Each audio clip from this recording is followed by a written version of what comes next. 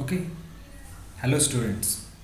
Last lecture में हमने देखा था एटम की हिस्ट्री के बारे में हमने पढ़ा, एटॉमिक मॉडल्स के बारे में हमने पढ़ा, और जो भी एटॉमिक मॉडल्स फेल हुए हैं फिर लास्ट में वेक्टर एटम मॉडल के बारे में पढ़ा। उसमें स्पेस क्वांटाइजेशन देखा और स्पिन क्वांटाइजेशन देखा। अभी इस लेक्चर्स में हम क्वांटम नंबर्स के बारे में पढ़ेंगे। ठीक है, तो this is our lecture number 2 and we will study about the quantum numbers. Okay, तो क्वांटम नंबर्स क्या होते हैं? क्वांटम नंबर्स ऐसे नंबर्स होते हैं जो इलेक्ट्रॉन की लोकेशन बताते हैं, मतलब इलेक्ट्रॉन का एड्रेस बताते हैं एटम के अंदर। एटम के अंदर का इलेक्ट्रॉन का एड्रेस यानी इलेक्ट्रॉन एग्जैक्टली कहाँ रहता है, इन चीज़ों को बताने वाले नंबर्स को बोलते हैं क्वांटम नंबर्स। ओके, सपोज करो फॉर एग्जांपल अगर कोई स्टूडेंट है यवतमाल में, वो स्टूडेंट इलेक्ट्रॉन में, ठीक है, वो अमोलकचंद कॉलेज का स्टूडेंट है। तो अमोलकचंद कॉलेज क्या होगा? ठीक है, एक शेल हो गया। अब वो हमें पता करना है उसका लोकेशन कि वो अमोलकचंद कॉलेज के अंदर कहाँ है। तो हमको सबसे पहले पता होना कि वो अमोलकचंद कॉलेज के अंदर है। सेकंड पता होना कि वो ग्राउंड फ्लोर पे है कि फर्स्ट फ्लोर पे है। फिर पता होना कि अगर वो फर्स्ट फ्लोर पे है तो लेफ्ट वाले साइड में है कि राइट वाले साइड में कि क्लासरूम में है।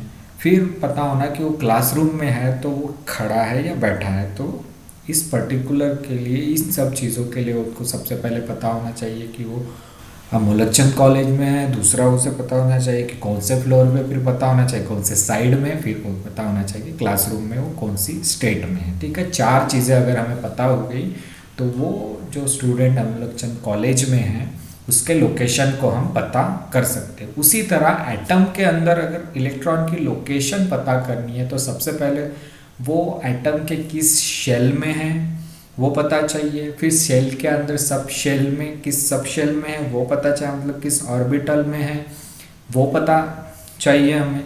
ठीक है, और उसका ओरिएंटेशन क्या है वो पता चाहिए, और साथ में उसकी स्पिन क्या है। ये 4 मेन क्वांटम्स नंबर्स होते हैं। तो what are quantum numbers? The set of numbers used to describe the position and energy of atom. Energy of electron in atom और पोजीशन के बताने वाले सेट ऑफ नंबर्स को क्या बोलते हैं? क्वांटम नंबर्स बोलते हैं। ठीक है, the set of numbers used to describe the position and energy of the electron in an atom. So कितने टाइप्स के क्वांटम नंबर्स होते हैं? There are 4 types of quantum numbers. Principal quantum number which is denoted by the letter small n, और orbital उसी को बोलते हैं azimuthal quantum number which is denoted by small l। Then magnetic quantum number which is denoted by ml, and last में spin quantum number ms। अभी मैंने example दिया, अगर स्टूडेंट अगर मान लो अमोलकचंद कॉलेज में है, अगर अमोलकचंद कॉलेज हमें पता है तो वो हो गया उसका प्रिंसिपल क्वांटम नंबर। अगर वो फर्स्ट फ्लोर पे है या सेकंड फ्लोर पे है ये पता अगर हो गया तो ये हो गया उसका ऑर्बिटल क्वांटम नंबर। फिर उसका ओरिएंटेशन वो लेफ्ट में है कि राइट साइड में ये पता हो गया तो उसका मैग्नेटिक क्वांटम नंबर। और अगर किसी क्लासरूम में है लेफ्ट वाले या राइट वाले, तो क्लासरूम में वो बैठा है या खड़ा है उसकी स्टेट हमें पता हो गई तो ये हो गया स्पिन क्वांटम। मतलब ये 4 चीज़ें मैं कोरिलेट करके बता रहा हूँ। इलेक्ट्रॉन की पोजीशन और लोकेशन पता करना है तो ये 4 चीज़ें पता होनी चाहिए। सिमिलरली अगर किसी स्टूडेंट का पोजीशन कॉलेज में पता करना है तो 4 चीज़ें हमको वहाँ पे भी पता होनी चाहिए। दैट इज़ द कोरिलेशन बताया मैंने अभी एग्जाम्पल देके। ठीक है, तो सबसे पहले देखेंगे कि प्रिंसिपल क्वांटम नंबर क्या होता है। तो प्रिंसिपल क्वांटम नंबर्स मतलब क्या बताता है? मेन शेल, कौन से शेल में इलेक्ट्रॉन प्रेजेंट है ये बताने वाले नंबर्स को बोलते हैं प्रिंसिपल क्वांटम नंबर। और प्रिंसिपल क्वांटम नंबर अगर तुम्हें पता है तो तुम एटम का क्या निकाल सकते हो? रेडियस निकाल सकते हो। ठीक है, साथ साथ में एनर्जी भी निकाल सकते हो। It gives the energy and distance from the nucleus, मतलब डिस्टेंस फ्रॉम द न्यूक्लियस मतलब एटम का रेडियस भी पता कर सकते हो और एनर्जी भी, क्योंकि radius is directly proportional to the square of the quantum number and energy is inversely proportional to the square of the principal quantum number. N क्या है यहाँ पर? प्रिंसिपल क्वांटम नंबर है। ठीक है, तो ये सपोज करो कि ये न्यूक्लियस है। ठीक है, इसका पहला शेल है के। ठीक है, तो के शेल में 2 इलेक्ट्रॉन्स होते हैं। ठीक है, और के शेल को के प्रिंसिपल क्वांटम नंबर को डिनोट करते हैं n = 1। n = 1 मतलब के शेल। ठीक है। n इक्वल टू 2 मतलब एल शेल, ठीक है। n इक्वल टू 3 मतलब एम शेल, ठीक है। इस तरीके से अगर n 1 है तो k शेल है, n 2 है तो l शेल है, n 3 है तो m शेल है, n 4 है तो n शेल है। और एक शेल में कितने इलेक्ट्रॉन्स रह सकते हैं इसका फॉर्मूला भी हम प्रिंसिपल क्वांटम नंबर से बता सकते हैं। अगर नंबर ऑफ इलेक्ट्रॉन कैलकुलेट करना है शेल के अंदर कितने हैं तो फॉर्मूला है 2n twice n square. n अगर यहाँ 1 रखा तो क्या होगा, k इज इक्वल k में 2 इलेक्ट्रॉन रखेंगे, n इक्वल टू 1 मतलब k शेल, तो n अगर 1 रखा तो यह आएगा 2 मतलब k शेल में 2 इलेक्ट्रॉन है। अगर n 2 रखूंगा तो 2 into two square is equal to 8, तो l शेल में 8 इलेक्ट्रॉन्स रह सकते हैं maximum capacity. n equal to 3 है, अगर यहाँ 3 रखा 3 स्क्वायर इज 9 इंटू टू 18, तो m शेल में 18 इलेक्ट्रॉन्स रह सकते हैं। उसी तरीके से n इक्वल टू 4 मतलब n शेल, अगर n यहाँ 4 रखा तो 4 स्क्वायर 16 इंटू टू 32, तो इसका मतलब n शेल में 32 इलेक्ट्रॉन्स रह सकते हैं। तो इस तरीके से कितने शेल में maximum occupancy of electrons calculate कर सकते हैं प्रिंसिपल क्वांटम नंबर से। n मतलब प्रिंसिपल क्वांटम नंबर, और ये है formula number of electrons in particular shell calculate करने का, ट्वाइस n स्क्वायर, ठीक है। तो यही है प्रिंसिपल क्वांटम नंबर जो बताता है कि इलेक्ट्रॉन्स किस शेल को बिलोंग करता है, कौन सी शेल को इलेक्ट्रॉन बिलोंग करता है, that is principal quantum number, ठीक है। नेक्स्ट है एजीमुथल क्वांटम नंबर, इसी को बोलते हैं ऑर्बिटल क्वांटम नंबर, ठीक है।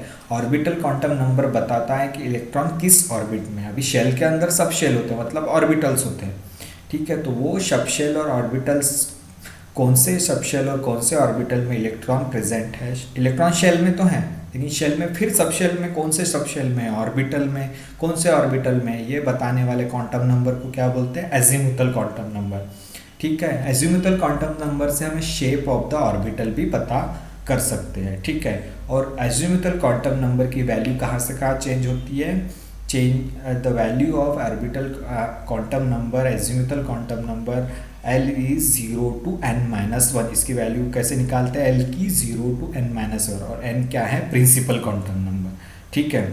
तो ये टेबल से देखो क्लियर हो जाएगा। n इक्वल टू 1 मतलब k शेल, अभी k शेल में कितने सब शेल रहेंगे, कितने ऑर्बिटल रहेंगे, कैसे कैलकुलेट करेंगे, तो n equal to 1, so L की वैल्यू क्या होगी 0 टू n-1। अगर यहाँ n इक्वल टू 1 रखा, k शेल के लिए n 1 रहता होता है, तो यहाँ 0 टू 1-1 मतलब 0, 0 टू 0 मतलब 0, ठीक है। 0 टू मतलब n इक्वल टू 1 के लिए L क्या होगा 0, L0 मतलब H सब शेल, ठीक है। H सब शेल और डिनोट कैसे करेंगे 1s सब शेल, ठीक है। तो H सब शेल में इलेक्ट्रॉन कितने रहते हो, कैलकुलेट करने का फॉर्मूला क्या है, twice into twice L plus 1, तो यहाँ L कितना है 0 है, तो अगर L 0 रखा है यहाँ पे ट्वाइस इंटू 0 प्लस 1, इसका मतलब 2 इंटू 1 2, तो S सब शेल में कितने इलेक्ट्रॉन रह सकते हैं 2, ठीक है। तो L इक्वल टू 0 मतलब S सब शेल, उसको हम 1s बोलेंगे क्योंकि एक ही सब शेल है, K शेल में एक ही सब शेल होती है 1s, और उसमें नंबर ऑफ इलेक्ट्रॉन्स कितने ऑक्यूपाई कर सकते हैं 2 इलेक्ट्रॉन्स ऑक्यूपाई। अब n इक्वल टू 2 देखो, यानी L शेल, तो L शेल में कितने सब शेल रहते हैं, L की जगह 2 रखो तो ठीक है, n की जगह 2 रखो तो क्या होगा 0 टू 2-1, 0 टू 2-1 मतलब 0 टू 1, 0 टू 1 मतलब 0 और 1, 0 से 1 के बीच में कितने नंबर्स होते हैं 0 और 1, ठीक है। 0 टू, ये n कितना रखा मैंने यहाँ 2, L के लिए n कितना है 2, 2-1, 2-1 मतलब 1, 0 टू 1 मतलब 0 और 1, तो n मतलब n जब 2 है, L शेल के लिए 2 सब शेल रहते हैं 0 और 1, मतलब L की वैल्यूज 2 रहती है, L इक्वल टू 0 मतलब S सब शेल, L इक्वल टू 1 मतलब P सब शेल, ठीक है। तो उसको 2s 2p क्यों बोला, 2 क्यों लगाया, क्योंकि ये 2 सेकेंड शेल है, ये n के ये L शेल क्या है सेकेंड शेल, इसलिए 2s 2p मतलब सेकेंड शेल में 2 सब शेल होते हैं, ट्वाइस s और ट्वाइस p। तो s में कितने इलेक्ट्रॉन रह सकते हैं 2 इलेक्ट्रॉन, अब p में कितने रह सकते हैं, p के लिए क्या है L कितना है 1, p के लिए तो 1 यहाँ रखो, तो देखो 2 इंटू 1 2 प्लस 3 प्लस 1 3, 3 इंटू 2 6, तो p में कितने इलेक्ट्रॉन रहते हैं 6 इलेक्ट्रॉन रहते हैं, ये यानी 2s में इलेक्ट्रॉन कैपेसिटी कितनी है 2, और 2p में मतलब p में 6 की कैपेसिटी है। इस तरीके से कैलकुलेट करेंगे। उसी तरीके से n इक्वल टू 3, अभी n3 रखो इसमें, तो l इक्वल टू क्या हो गया 0 to 3 माइनस 1 मतलब 2, 0 to 2, 0 to 2 के बीच में कितने नंबर्स है 0 1 2, 0 to 2 के बीच में 0 1 2। l इक्वल टू 0 मतलब s सब शेल, l इक्वल टू 1 मतलब p सब शेल, l इक्वल टू 2 मतलब d सब शेल। और 3 3 3 क्यों लगाया, क्योंकि ये थर्ड शेल में है इसलिए, या 3s 3p 3d। s में कितने इलेक्ट्रॉन रहते हैं 2, p में कितने रहते हैं 6, d में कैलकुलेट करना है तो क्या करेंगे यार, d मतलब l इक्वल टू 2, तो यहाँ 2 रखेंगे तो 2 इंटू 2 4 प्लस 1 5, 5 इंटू 2 10, तो 10। तो d की कैपेसिटी कितने इलेक्ट्रॉन्स रखने की है 10 इलेक्ट्रॉन्स रखने की। उसी तरीके से n इक्वल टू 4 लो और l इक्वल टू 0, तो n इक्वल टू 4 के लिए l के कितने वैल्यूज होंगे, l equal to 0 to 4 minus 1 मतलब 3, 0 to 3 के बीच में कितने नंबर है 0 1 2 3, 0 1 2 3, 0 मतलब s सब शेल, 1 मतलब p सब शेल, 2 मतलब d सब शेल, 3 मतलब f सब शेल। और ये 4 4 4 क्यों लगाया, क्योंकि n इक्वल टू क्या है 4 है, ठीक है।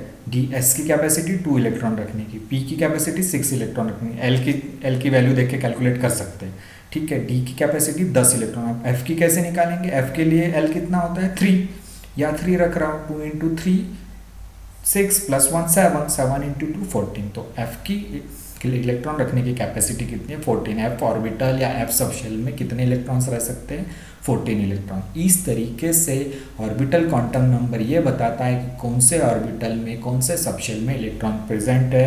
और जनरली सबशेल होते हैं s subshell, p subshell, d subshell, f subshell. s में कैपेसिटी 2 की, p में 6 की, d में 10 की और f की 14 इलेक्ट्रॉन रखने की कैपेसिटी। इस तरीके से हर शेल के अंदर कितने सबशेल है ये फॉर्मूले से कैलकुलेट कर सकते हैं, l equal to 0 to n-1, और ये जो भी l की वैल्यू आएगी उतने सबशेल उसमें रहते हैं, ठीक है। तो ये एजीमुथल और ऑर्बिटल क्वांटम नंबर ये बताता है कि इलेक्ट्रॉन कौन से ऑर्बिटल शेल में तो है, लेकिन कौन से सबशेल में, सेल के अंदर सबशेल कौन से सबशेल और ऑर्बिटल में है, ये एजीमुथल क्वांटम नंबर बताता है, ठीक है।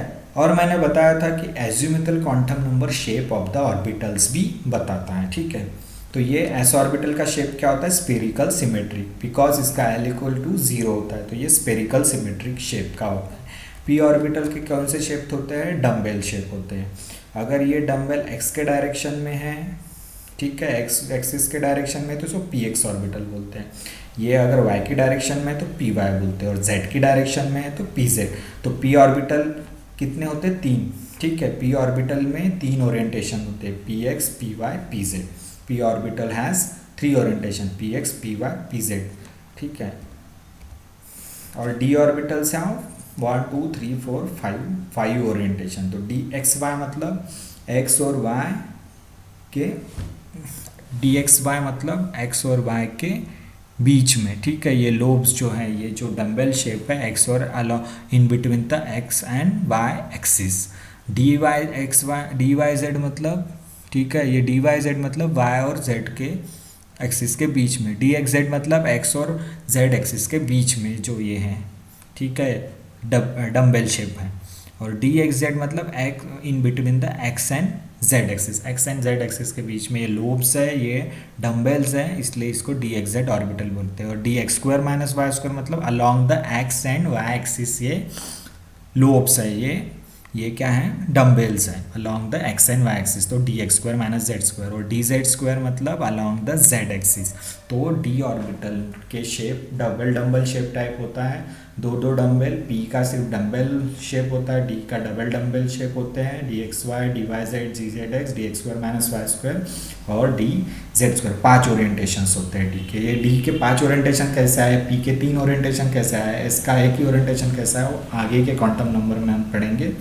और f के क्या होते हैं, f का शेप जो होता है अनडिफाइंड शेप होता है, इसमें भी कुछ डम्बेल शेप होते हैं और कुछ के डबल डम्बेल शेप्स होते हैं। इस तरीके से f ऑर्बिटल के 7 ओरिएंटेशंस होते हैं, ठीक है।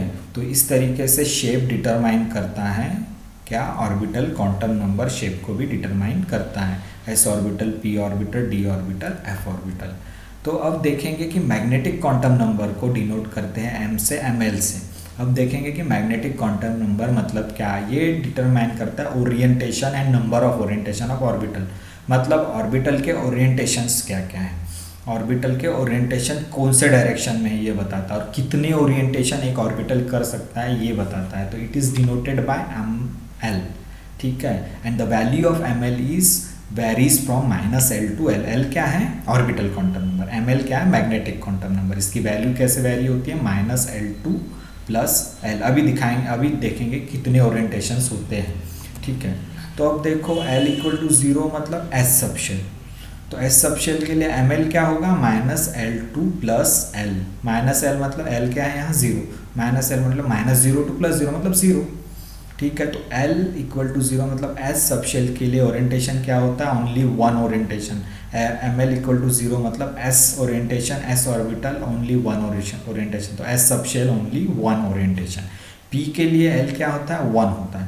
अब यहाँ 1 रखा, ml = -1 to 1। -1 to 1 के बीच में कितने वैल्यूज होते हैं? 3, -1 0 और +1। -1 to 1 मतलब -1 0 +1। कितने ओरिएंटेशन हो गए? 3 orientation. 1 2 3 orientation. Twice l plus l, यहाँ पे 1 रखो तो 3 मिलेगा। 3 ओरिएंटेशन कौन से होते हैं? p सबशेल के लिए, p ऑर्बिटल के लिए orientation px py pz, 3 orientation. और वैसे ही l = 2 मतलब ml मतलब -2 to +1, -2 to +2।